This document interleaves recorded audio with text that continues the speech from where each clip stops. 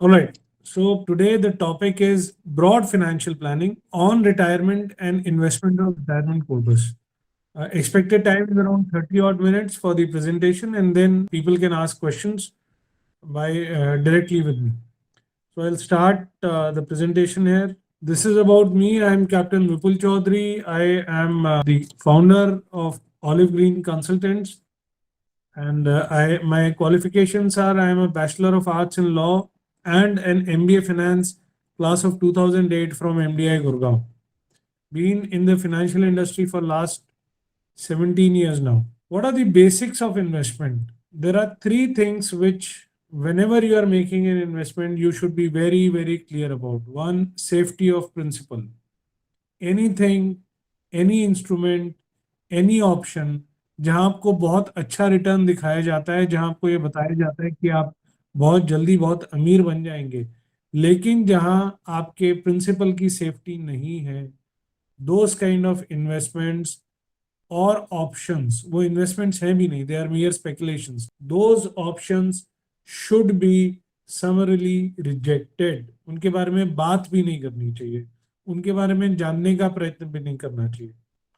किसी भी तरह के इन्वेस्टमेंट ऑप्शन का पहला नियम है safety of principal. Second, adequate rate of risk free return. Risk free return, the point here is risk free return. जबरदस्ती का रिस्क लेना, and equity is not risk, volatility is not risk. Prices ऊपर नीचे होना risk नहीं है. Risk का मतलब क्या है? रिस्क का मतलब है बिना समझे, बिना जाने, बिना किसी चीज के फंडामेंटल्स को रीड किए, सिर्फ प्राइस के ऊपर नीचे से किसी चीज को ले लेना, या किसी के सजेशन पर ले लेना, या किसी की टिप्स पर ले लेना, और उसके बाद में ये उम्मीद करना कि अब तो हमको जो है पैसा कमा लेंगे, रिटर्न मिल जाएगा, क्योंकि किसी और ने पिछले एक साल में ये चीज इतना बढ़ गई है, ये शेयर इतना बढ़ गया है, या ये म्यूचुअल फंड ने पिछले एक साल में 30% का रिटर्न दिया है, या ये प्रॉपर्टी का दाम जो है पिछले 2 साल में प्लॉट डबल हो गए. वो हुआ नहीं हुआ. आप अगर सिर्फ प्राइस को एज अ काउंटर बना करके और इन्वेस्टमेंट करेंगे तो आप एडिक्वेट सेफ्टी मेजर्स नहीं ले रहे हैं. Then you are engaging in risk, very huge financial risk, और वो आपको नुकसान करेगा. इसलिए इंपॉर्टेंट है कि आप एडिक्वेट रिटर्न के लिए उम्मीद करें. एडिक्वेट रिटर्न इंडिया जैसे देश में, ग्रोइंग इकोनॉमी के अंदर, अगर आप बहुत कंजर्वेटिव एस्टैब्लिश्ड एसेट क्लासेस की तरफ जाएंगे तो 10 से 12%. आप थोड़ा सा लॉन्ग टर्म होकर के और फ्यूचरिस्टिक एसेट क्लासेस की तरफ जाएंगे तो 12 से 15%. और थोड़ा सा लॉन्ग टर्म होकर के, और अगर आप एक एक्टिव इन्वेस्टर हैं, स्पेकुलेटर ट्रेडर नहीं, जो डेली ट्रेडिंग वीकली ट्रेडिंग करते हैं वो नहीं, अगर आप एक एक्टिव इन्वेस्टर हैं, आप अपने इन्वेस्टमेंट एडवाइजर ब्रोकर के साथ लगातार काम करते हैं, अगर आप अपने इमोशंस को चेक में रख सकते हैं, फंडामेंटली अपने नंबर्स को, अपने गणित को समझ सकते हैं, तो 15 से 18% का रिटर्न, 18% से ज्यादा का रिटर्न लॉन्ग पीरियड में ले पाना संभव नहीं होता है. जो आपको इस तरह के वादे करता है वो अक्सर अपनी जेब भरता है, और लॉन्ग टर्म में आपको नुकसान करेगा ही करेगा. दुनिया का के जो दो सबसे बड़े इन्वेस्टर्स, जिनमें से एक का नाम श्री वॉरेन बुफे है, दूसरे का नाम श्री चार्ली मुंगर जी है, इन्होंने अपने 60 साल इन्वेस्टमेंट करियर में आज तक लगभग 21.5% का कंपाउंडेड एनुअल रिटर्न अर्जित किया है. अगर आपको कोई ऐसा आदमी मिलता है जो उनसे ज्यादा समझदार है, तो अभी तक दुनिया को पता होता कि वो उनसे ज्यादा समझदार है. इसलिए मान लीजिए कि आपको ऐसे लोग नहीं मिलते. Therefore be comfortable, be okay with a 12% compounded annual return, be cautious with a 15% compounded annual return. You have to learn to manage a 15% annual return. And for an 18% compounded annual return, you have to be a very, very time, energy, effort intensive investor. Third, leverage का इस्तेमाल करें. Property अगर आप खरीदते हैं उसके अंदर loan ले, उससे आप लेवरेज का इस्तेमाल करें, अपना फायदा करवाएं. लेकिन if now you are more than 50, leverage should not be use. और it should only be used under expert guidance. जैसे वो पीजी पेरेंटल गाइडेंस वाली पिक्चर होती है कि इसमें बहुत वायलेंस है, अगर आप 13 से ऊपर के बच्चों को पेरेंटल गाइडेंस में पिक्चर देखनी चाहिए। तो अगर आपकी उम्र 50 से ऊपर है और अगर आप प्रॉपर्टी का लोन ले रहे हैं तो तभी लीजिए जब आपके पास में एक्सपर्ट गाइडेंस है, अन्यथा ना लें। आप उसमें अक्सर नुकसान खा जाते हैं। नेक्स्ट, मेजर फाइनेंशियल लायबिलिटीज जो आपको अपनी फाइनेंशियल प्लानिंग में कवर करनी होती है। एक, अपना खुद का घर खरीदना। दूसरा, अपने बच्चों की पढ़ाई के लिए एक एसेट्स क्रिएट करना। तीसरा, अपने बच्चों की मैरिज के लिए एसेट्स क्रिएट करना। और जिन लोगों को पेंशन की सुविधा नहीं है उन्हें अपनी पेंशन के लिए किसी ना किसी तरीके से कुछ ना कुछ एसेट्स ऐसे क्रिएट करने, ताकि जब वो अपने फिजिकल एफर्ट से, नौकरी से, पार से एक उम्र के बाद पैसा ना कमा पाए तो उनका जो एसेट है वो उनको लगातार बिना रुके, बिना किसी प्रॉब्लम के महीना दर महीना एक इनकम देता रहे। जब आप रिटायर होते हैं तो other than whatever you are, wherever you are, उसके अलावा जो आपकी एडिशनल आपको जो और खर्चे बढ़ते हैं, एक आपको एक्स्ट्रा हेल्पिंग हैंड्स चाहिए, उम्र बढ़ रही है, you need more people to help you. अगर आप 60 तक खुद ड्राइव कर सकते थे तो उसके बाद शायद आपको ड्राइवर की जरूरत है।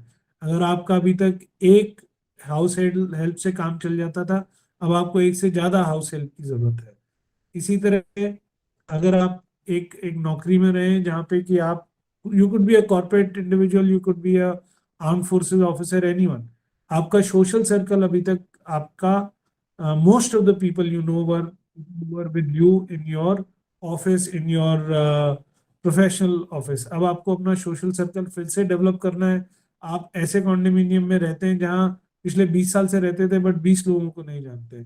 So you will need to re-engage yourself socially, and for that you'll need to spend money in taking memberships of a local Rotary club, or you'll have to spend money in being an active member of a RWA, etc.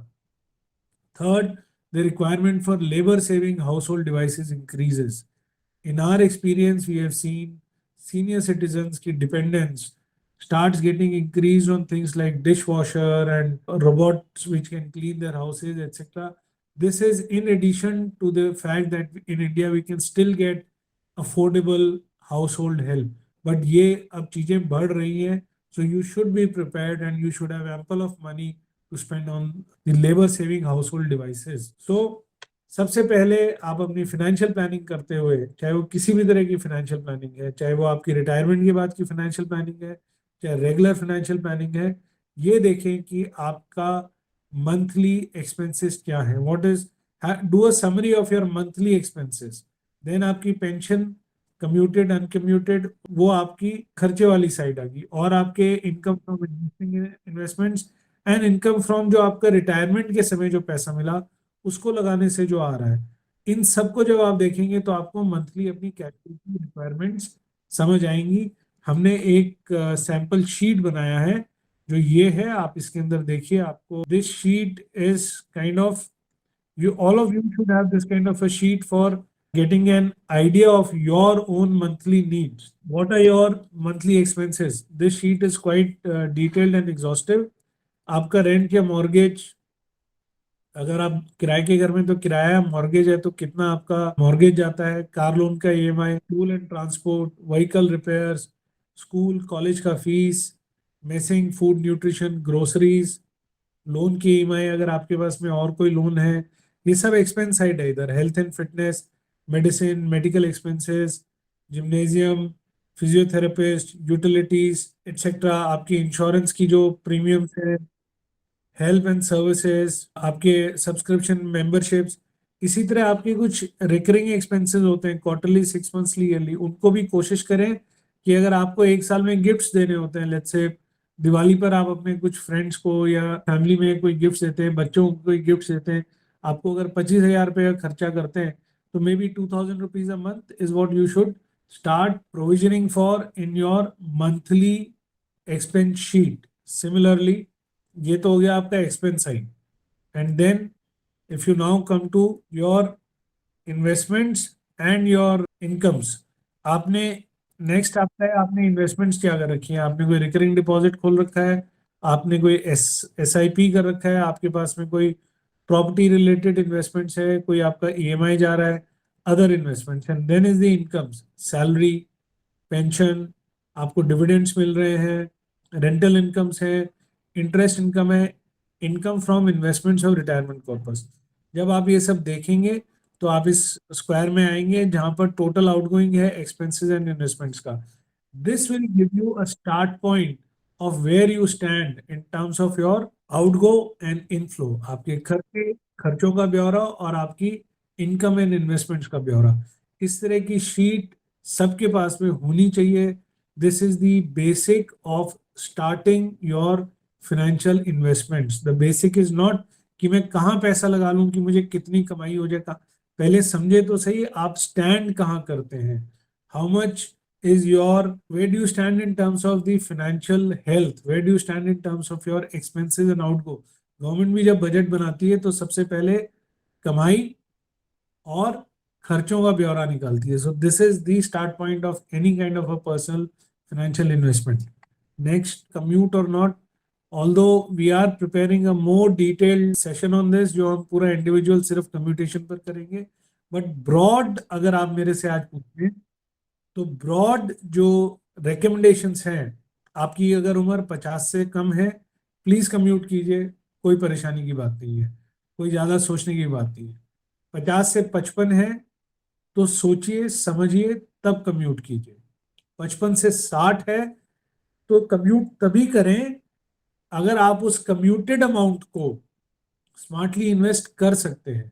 अगर आपको commuted amount लेकर के और fix deposit में डालना है, या किसी समझदार, मैं 3 बार बोल रहा हूं, किसी समझदार इन्वेस्टमेंट एडवाइजर के कहने से डेट फंड में डालना है, तो आप जनाब नुकसान खाएंगे। वो बहुत सारी कैलकुलेशंस लोग कर रहे हैं कि कम्यूटेड अमाउंट का तो 2.5 से 3% एक्चुअल कॉस्ट पड़ता है, ये वो। सर, भारत सरकार को बेवकूफ समझना बंद कर दीजिए। वो गवर्नमेंट ऑफ इंडिया है, वो आपको 2.5% ब्याज के ऊपर पैसा नहीं दे देगी जब वो खुद आपसे 6% ब्याज पर पैसा लेती है। So their calculations are very very clear and simple. और एक जनाब ने यहाँ पर यह भी कहा, मैंने किसी वीडियो में देखा था, कि आप कम्यूटेड अमाउंट को अपनी वाइफ के नाम से ट्रांसफर कर दीजिए, उससे इन्वेस्टमेंट करवा लीजिए, और वहां से आपको जो इनकम आएगी वो नॉन टैक्सेबल है। This is against the provisions of income tax act. This is known. अगर आपने किसी अमाउंट को अपने स्पाउस को स्पेसिफिकली टैक्स बचाने के लिए ट्रांसफर किया है तो उस इनकम को आपकी इनकम में क्लब होना जरूरी है। आप कुछ समय तक पकड़े नहीं जाते वो एक अलग बात है, बट कानूनी तौर पर वो गलत है। जिस दिन पकड़े गए तो पुराना भी पैसा वसूला जाएगा, पेनल्टी लगेगी, ब्याज लगेगा, वो अलग। अगर आपकी उम्र 60 से ज्यादा है तो जब तक आपकी मेजर लायबिलिटीज पेंडिंग ना हो तब तक कम्यूट करने के बारे में पुनर्विचार करें, बैठें, ऐसे आदमी से बात करें जिसका इंटरेस्ट सिर्फ आपका कम्यूटेड अमाउंट अपने एयूएम में जोड़ना ना हो। अब बात करते हैं फंड एलोकेशन की। जो 45 से 50 साल उम्र के लोग हैं, अगर वो अभी पीएमआर लेकर के रिटायर हो रहे हैं, तो आपका पहला इंपॉर्टेंट काम ये है कि आप अपनी लोन लायबिलिटीज, जो भी आपने लोन ले रखे हैं, खासकर अगर आपके पास में कोई प्रॉपर्टी लोन है, उसको आपको 65 से पहले पहले क्लोज करना है। ये एक बेसिक नियम है, क्योंकि हम ये अज्यूम करते हैं कि 65 के बाद में आप फिजिकली इतने सक्षम नहीं होंगे कि आप पैसा कमा पाए मेहनत करके। इसलिए it is important that all your liabilities, all your loans are close before 65 years of age. So that is the first principle basis which you should work on your investment. Second, जो भी आपका retirement corpus मिला है, 50 लाख, 60 लाख, 70 लाख, 1 करोड़, 1.25 करोड़, उस पैसे को आप 30% से ज्यादा आपको डेट इंस्ट्रूमेंट्स की तरफ लगाने की जरूरत नहीं है। 30% डेट इंस्ट्रूमेंट्स में लगाइए, या उसके बराबर की कोई छोटी कमर्शियल प्रॉपर्टी खरीदिए। कमर्शियल प्रॉपर्टी खरीदने का मतलब गुड़गांव में खरीदी हुई कमर्शियल प्रॉपर्टी नहीं होता है। कमर्शियल प्रॉपर्टी का मतलब आप जिस शहर में रहते हैं वहाँ की एक कोई छोटी दुकान भी कमर्शियल प्रॉपर्टी है। वो शहर जो है वो जोधपुर भी हो सकता है, वो शहर फिरोजपुर झिरका भी हो सकता है। हर जगह प्रॉपर्टी के अंदर आपको रेंट मिलेगा।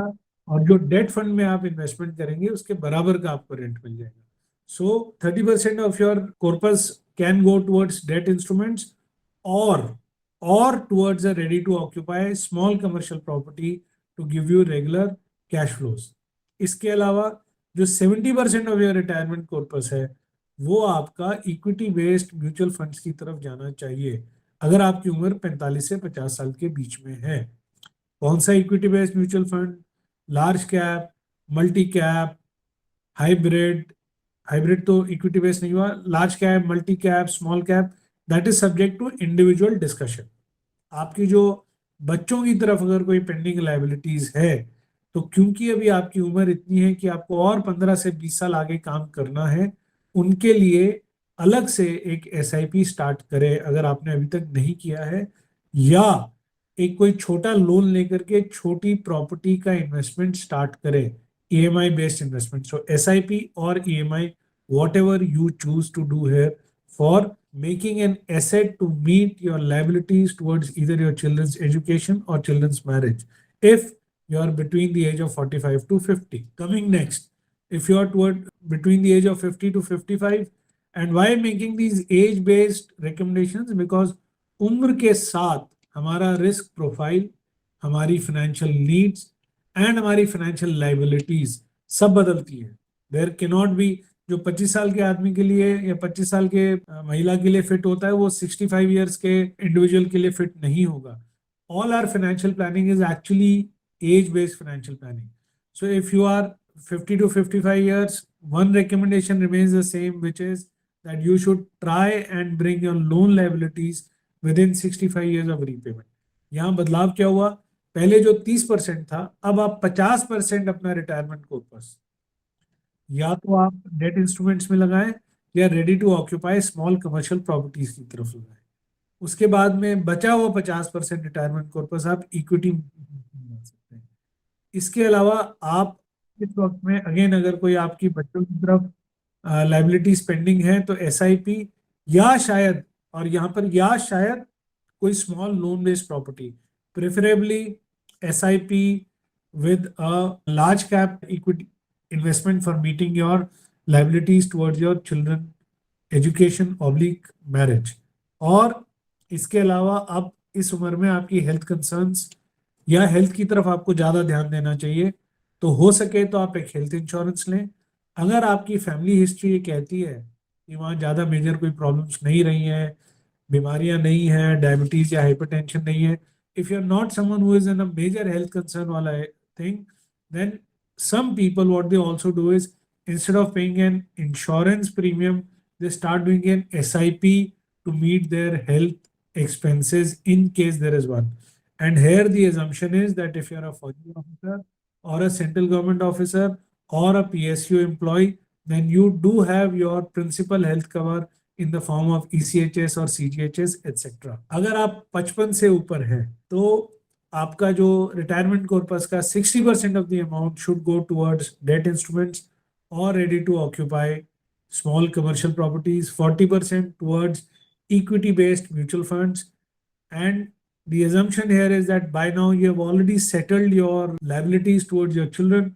So now the equity based mutual fund can be a multi cap, not just a large cap, so that आपको कहीं ना कहीं थोड़ा सा उतना ग्रोथ भी मिल जाए जो आपने 60% डेट फंड की तरफ अपना एक हैवी इन्वेस्टमेंट करके उस ग्रोथ को जो आप थोड़ा कमजोर करेंगे उसकी कवरेज यहाँ पर mid multi cap mutual fund से आप करने की कोशिश करें.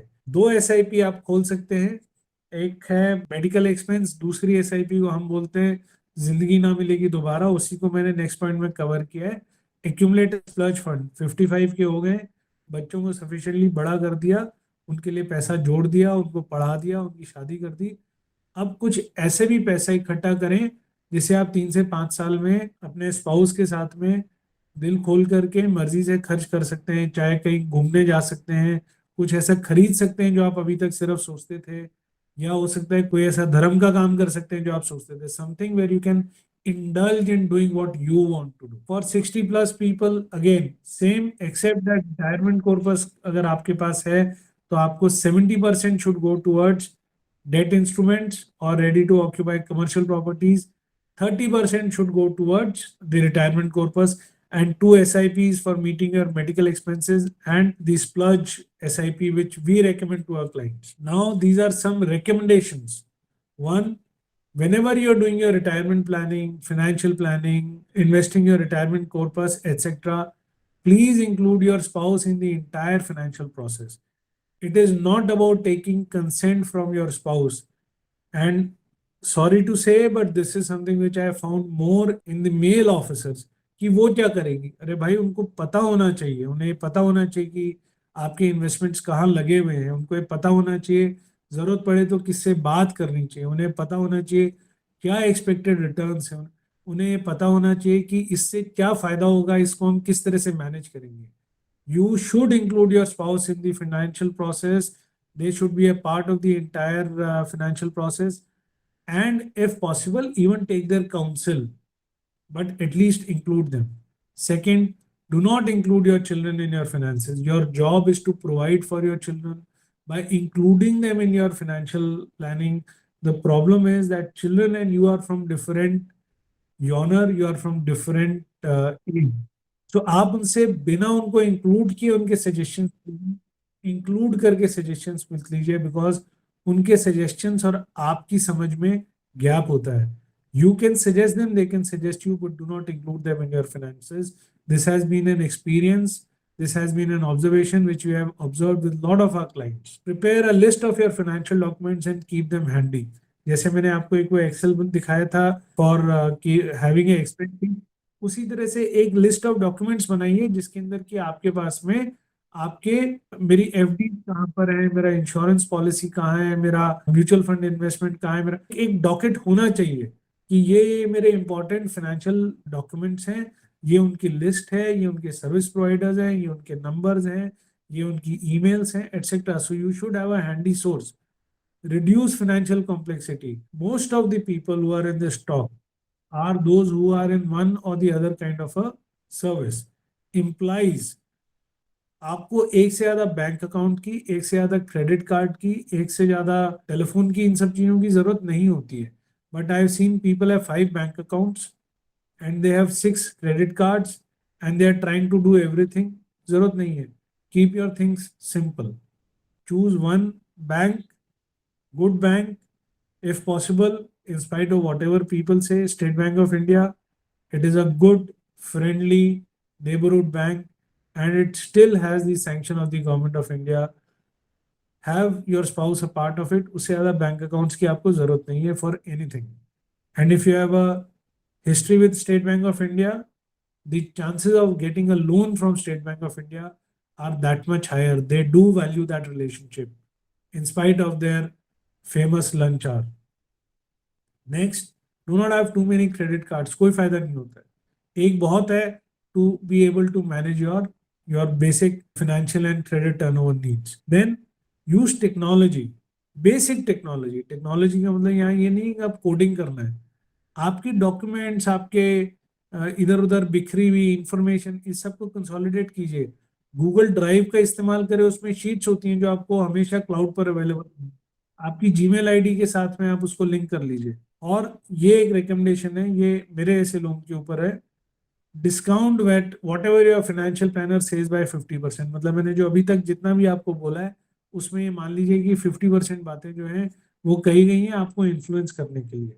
तो अपना विवेक लगाएं और ये मानिए कि मैंने उसमें 50% बातें जो हैं वो बढ़ा चढ़ा करके बोली हैं. So it is your job to protect your interest and discount those things. Some additional recommendations for those who are already 60 plus of age. Consolidate your real estate. आपने नौकरी कर ली 30 साल, 35 साल, आपने कॉर्पोरेट में भी काम कर लिया, अब आप रिटायर होकर के फाइनली बैंगलोर चले गए. बैंगलोर चले गए तो अपनी धारूहेड़ा वाली प्रॉपर्टी को बेचिए. वो यहाँ पर कौन संभालेगा? या अगर आप धारूहेड़ा चले गए तो बैंगलोर वाली प्रॉपर्टी को बेचिए. Consolidate your real estate. As a rule of thumb, any real estate you own, once you have retired, once you are physically getting weaker, once you are becoming senior in age, you should not have a real estate more than 50 kilometers of distance so that it is manageable, so that you can go supervise it, seek help from local brokers. Second, prepare your will and get it registered. Preparation of will is not कि आपके पास में इतना धन है या नहीं है। It is a simple document. Will prepare करने में, रजिस्टर करने में 10-12 हजार रुपए से ज्यादा का खर्चा नहीं आता है। It is only about making it simple. It is about structuring your financial assets and helping your inheritors with ease. Otherwise, आप उनके लिए एक काम और छोड़ करके जा रहे हैं। Who are the people you need? Basically three. एक financial planner, एक रियल एस्टेट एडवाइजर मेरे ऐसे बदमाश, और एक reasonably priced advocate who will do your paper work, basic paper work, आपकी विल बनाना, आपका कभी कोई एग्रीमेंट्स को स्टडी करना। ये तो एक ऐसा कोई वकील ढूंढ लीजिए जो सस्ते में, क्योंकि कोई कागज ही पढ़ने, कोई इसमें मर्डर के केस में बेल नहीं लेनी है, तो वो आपको जो हेल्प कर सके रेगुलर बेसिस पर, आपके साथ रहे, बना रहे। फ्री का ढूंढेंगे काम नहीं होगा, महंगा ढूंढेंगे आप काम नहीं करवाएंगे।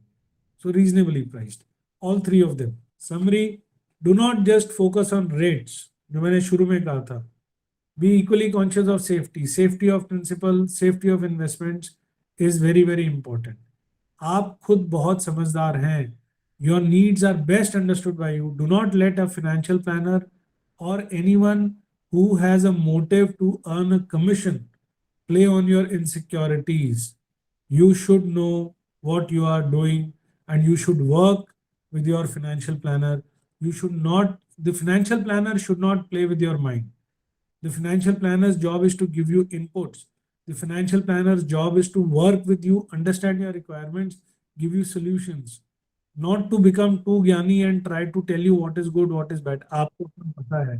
अगर आप आज तक एक जिंदगी अच्छे से जी करके आए हैं, आपने अभी तक चीजें ठीक करी हैं, आपने गलतियां भी करी हैं और आपको सही भी पता है। Third, all financial decisions are right जब तक कि प्रिंसिपल सेफ है। अगर आप अपना सारा पैसा फिक्स डिपॉजिट में भी लगाते हैं, कुछ गलत नहीं है।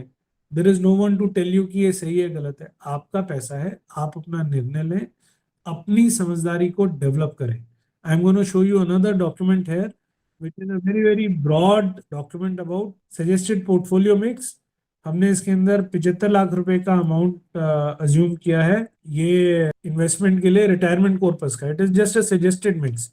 3 तरह का पोर्टफोलियो अगर बहुत कंजर्वेटिव होकर के लगाया तो इक्विटी या रियल एस्टेट, दोनों में से किसी एक में आपने लगभग 33,75,000 रुपया लगाया, 22.5 लाख रुपया डेट में लगाया, 11,25,000 रुपया गोल्ड। गोल्ड में यहाँ पर we have taken sovereign gold bonds as the major of investment, और 7.5 लाख रुपए लिक्विड रखा। लिक्विड ईदर फिक्स डिपॉजिट और लिक्विड डेट फंड्स।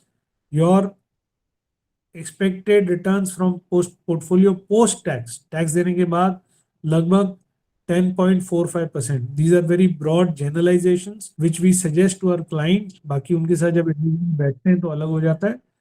इसी तरह से मॉडरेट रिस्क प्रोफाइल में आप देखेंगे यहाँ जहाँ अभी ये कर्सर गया हुआ है, इक्विटी या रियल एस्टेट को बढ़ा करके 45 लाख कर दिया गया है, डेट को घटा करके 15 लाख कर दिया गया है, गोल्ड को घटा के 7.5 लाख कर दिया गया है, लिक्विड को घटाकर उतना ही रखा गया है।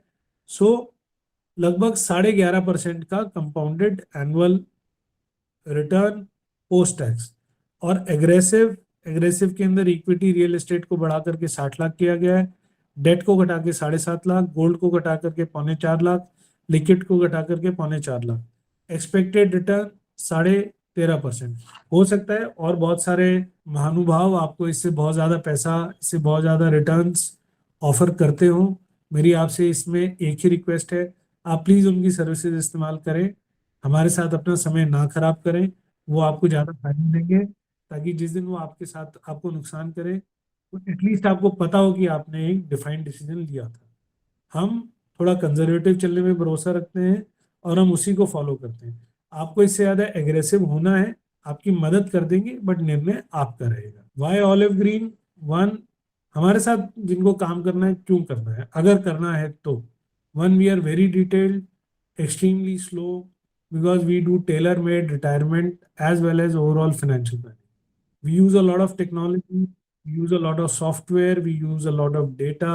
हम अपने क्लाइंट से भी बहुत मेहनत कराते हैं, उनको खूब मोटी सी एक शीट भेजते हैं कि सर इसमें अपना डेटा भर के दो। उसके बाद में उसको अपने सॉफ्टवेयर में डालते हैं, उससे रिस्क प्रोफाइल निकालते हैं। So we don't believe in shortcuts and we don't believe in doing fast things. We are slow, deliberate, and diligent. Our product offering is the widest. अभी तक मार्केट में जितने भी लोग हैं, बहुत सारे फौजी ऑफिसर जो फाइनेंशियल एडवाइजर्स हैं, बहुत सारे नॉन फौजी जो फाइनेंशियल एडवाइजर्स हैं, बहुत सारे प्रॉपर्टी वाले जो प्रॉपर्टी वाले हैं। जिसके पास प्रॉपर्टी है उसके पास म्यूचुअल फंड्स है, बाकी चीज़ों की अवेलेबिलिटी नहीं है। जिसके पास में बाकी चीज़ों की अवेलेबिलिटी है उसके पास प्रॉपर्टी नहीं है। तो होता क्या है कि वो दूसरी की बुराई करता है। जिसके पास म्यूचुअल फंड है बोलता है प्रॉपर्टी वाला चोर है, प्रॉपर्टी वाला बोलता है म्यूचुअल फंड आपको रिटर्न नहीं दिलवा सकता, मैं आपको पता नहीं क्या दिला दूंगा, चांद ही उतार के आपके घर में ला दूंगा। The fact is it is not an asset class which gives you a return. It is the right decision, diligence, deliberation, understanding the data which gets you returns. As far as we are concerned, we are asset neutral. आपको जहां पैसा लगाना है आपका पैसा है। हम आपको हर चीज के ऑप्शन के प्लस माइनस बताएंगे और आपके साथ काम करेंगे। आप जहां अपना पैसा लगाना चाहें लगाएं, वो आपकी इच्छा है। All our experts are available at one point of contact. And we work with our clients continuously.